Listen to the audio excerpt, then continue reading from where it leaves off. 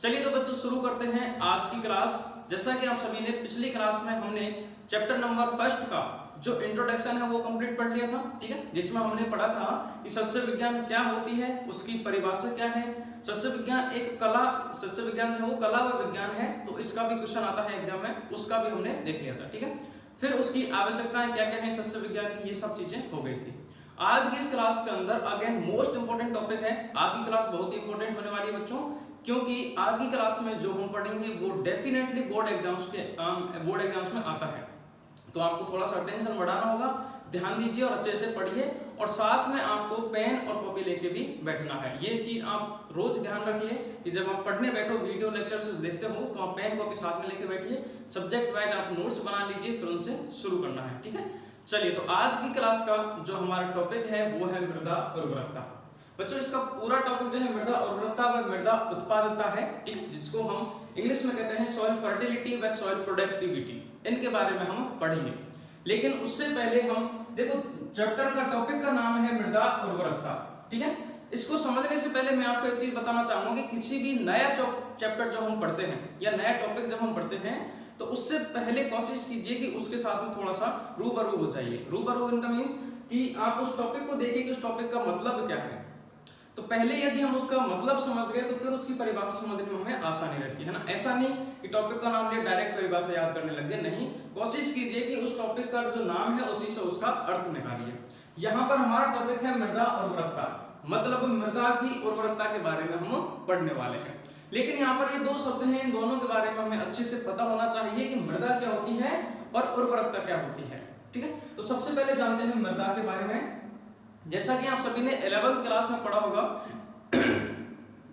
मृदा क्या होती है कि मृदा का जो निर्माण होता है वो चट्टानों के अपक्षय के द्वारा होता है, ठीक है। चट्टानें जब टूटती हैं, टूटकर वो कुछ कृत्रिम पदार्थ बनाती, कुछ पदार्थ बनाती हैं, कच्चे पदार्थ जिन्हें हम कहते हैं, उनका आगे धीरे धीरे थोड़े टाइम बाद वो मृदा में परिवर्तित हो जाते हैं।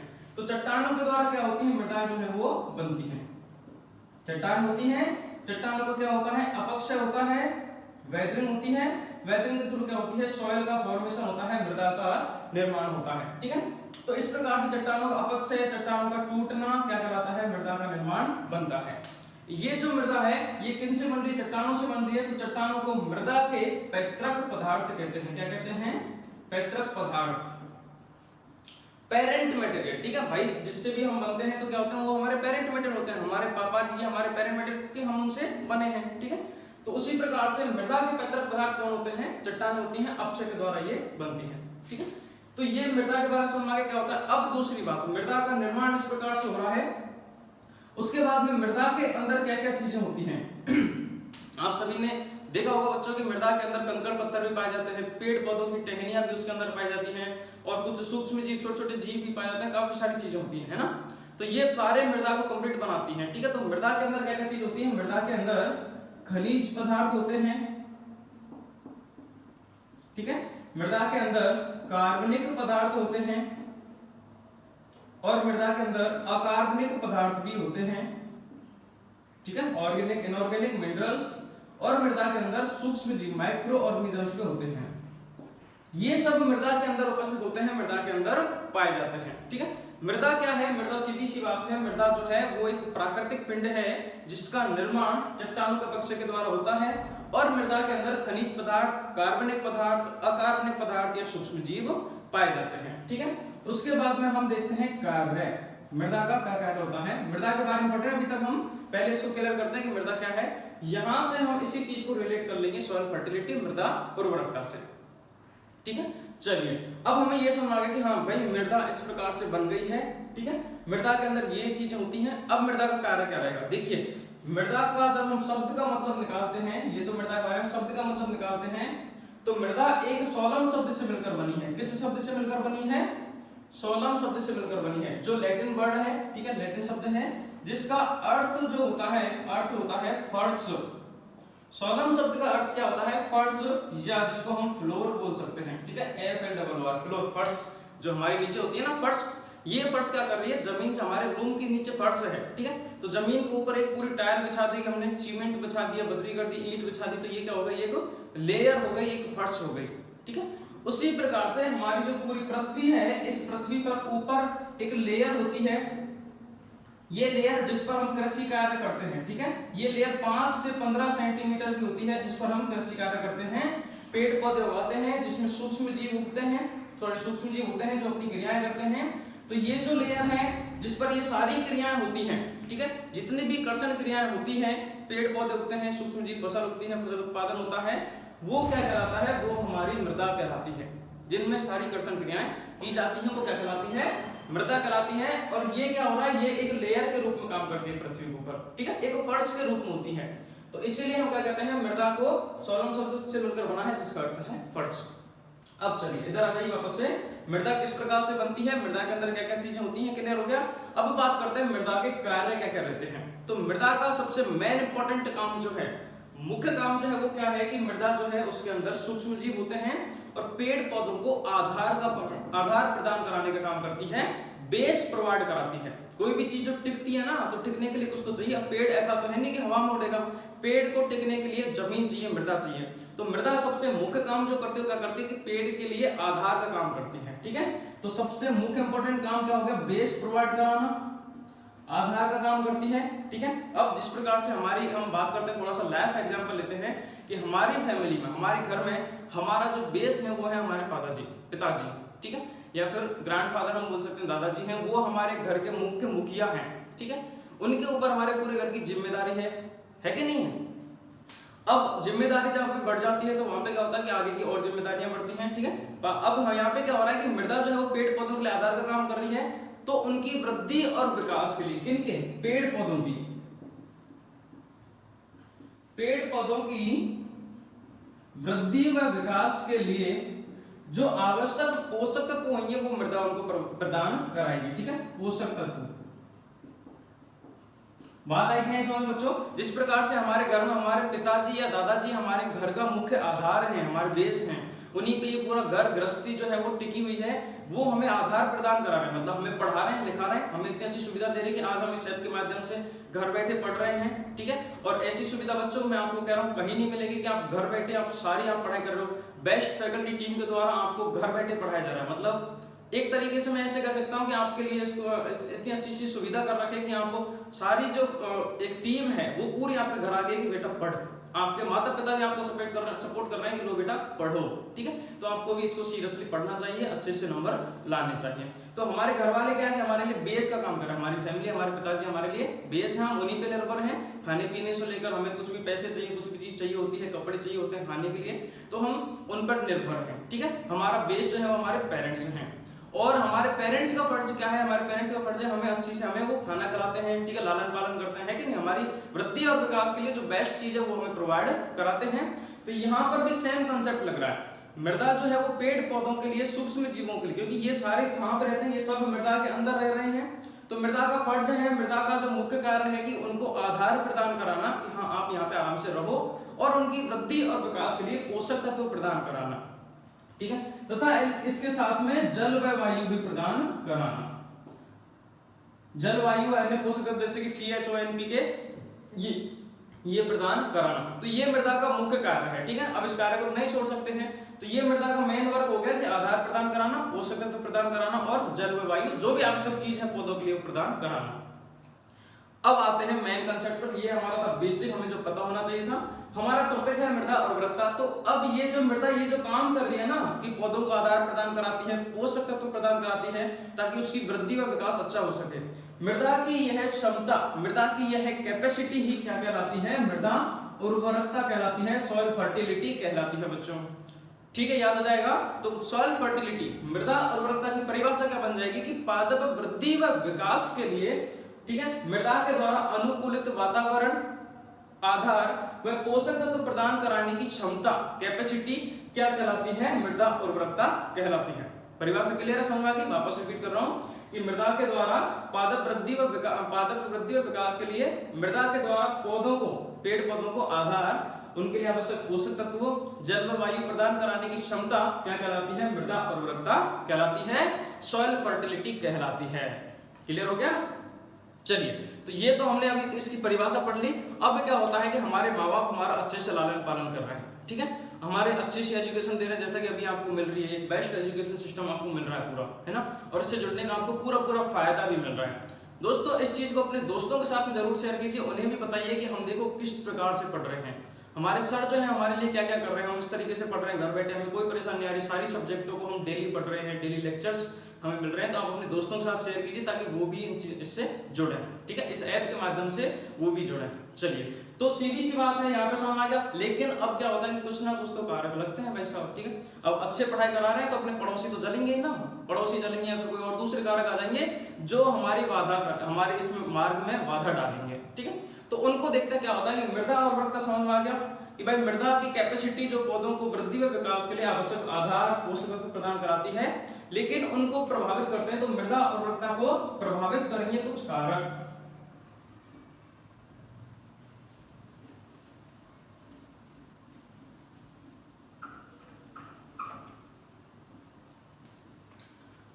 तो अब हम बात करते हैं कि कौन से ऐसे कारक हैं जो मृदा और उर्वरकता को प्रभावित करते हैं।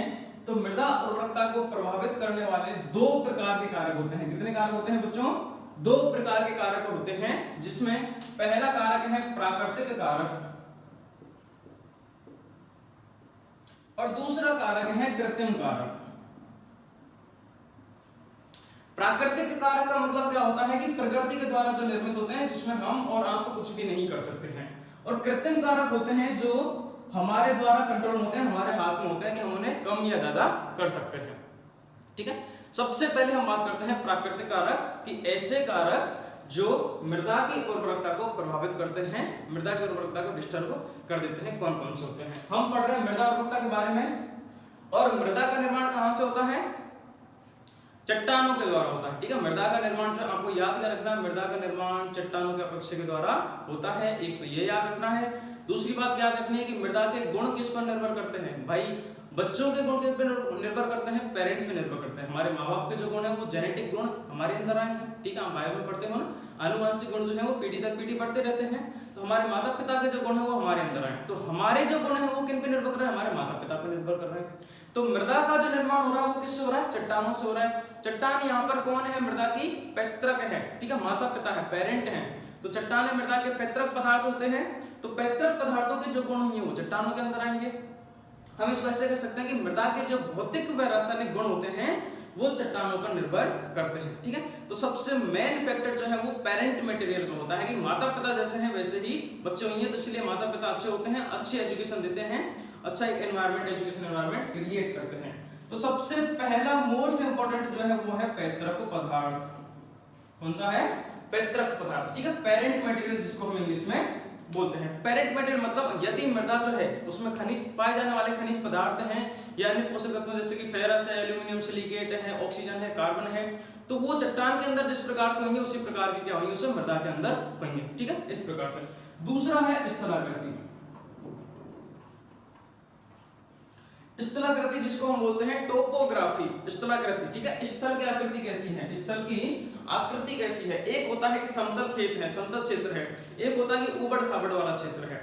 ऊबड़ खाबड़ वाला क्षेत्र होता है, यहाँ पे क्या होता है, जब ऊंचे वाले स्थानों में वहां पर वर्षा होती है, वर्षा जल के द्वारा वर्षा जल निचले स्थानों में इकट्ठा हो जाता है।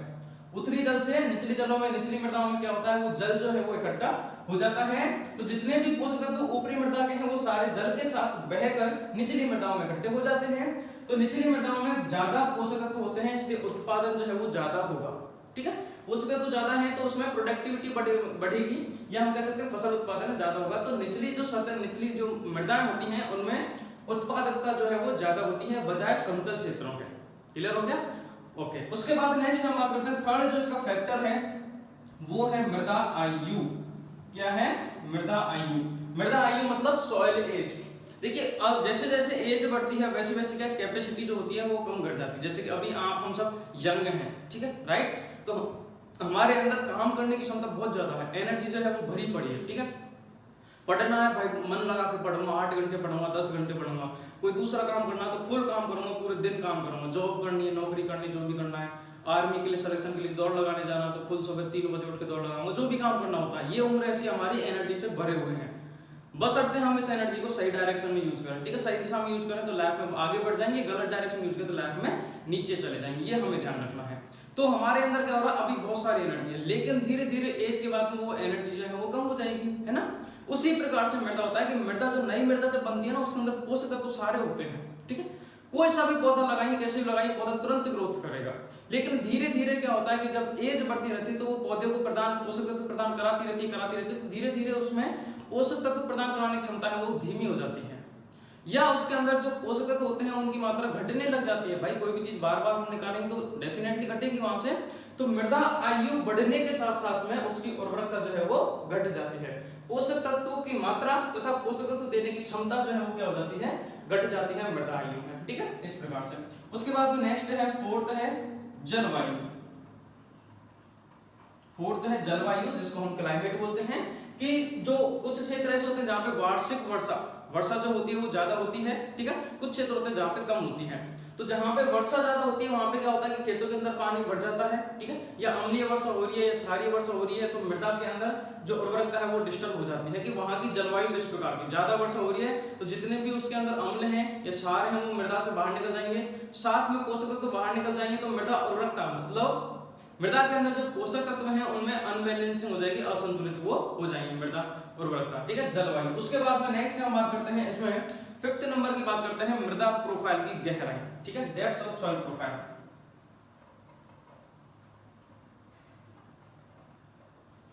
मृदा प्रोफाइल की गहराई, गहराई कैसे कि जब क्या होता है, इसमें सीधी सी बात यह है कि मृदा है, एक तो हम पौधा यहाँ पे लगा रहे हैं, ये हमारा पौधा है, इसकी जड़ इतनी है, ठीक है, जड़ इतनी है, तो यहाँ पे क्या करेगा, ये इस एरिया से पोषक तत्व या पादप ले लेगा। एक दूसरा पौधा है हमारा जिसकी जड़ें जो होती हैं वो क्या होती हैं, फैली हुई होती है इस प्रकार से।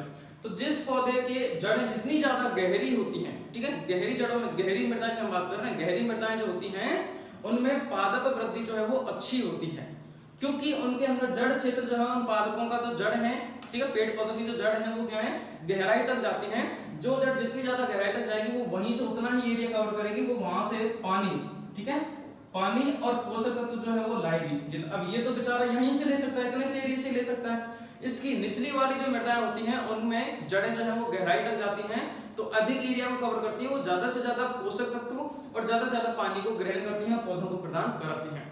तो जिनकी जड़ें गहरी होती हैं वो बाहर से उतने ही स्ट्रॉन्ग होते हैं, मजबूत होते हैं। सेम ये चीज हमारे लैब के साथ भी ऐड होती है बच्चों, कि अगर हमारा बेसिक कंसेप्ट अच्छा है, ठीक है, हमारी नॉलेज का जो बेसिक कंसेप्ट है, हर टॉपिक को हम समझ के पढ़ रहे हैं, अच्छे से पढ़ रहे हैं, हमारा बेस क्लियर है, तो हम जो आगे ऊपर जो दिखने वाले हैं वो बहुत स्ट्रॉन्ग दिखेंगे, ठीक है। ऊपर हमारे जो नंबर आने वाले हैं, हमारे जो 12th में मेरिट आने वाली है, अच्छे रैंक लगने वाली है, वो डेफिनेटली श्योरिटी के साथ में उसमें चांस बनते हैं, यदि हमारा बेस जितना क्लियर है। तो बेस को क्लियर करते हुए चलना, ठीक है, ओके। तो ये चीज है मृदा प्रोफाइल की गहराई के साथ में, आपको समझ में आ गया, गहराई मतलब निचली मृदाओं के अंदर पेड़ पौधे जो होते हैं उनमें गहराई होती है। उसके बाद में नेक्स्ट पॉइंट है मृदा अपरदन। 4, 5, 6 नंबर का पॉइंट है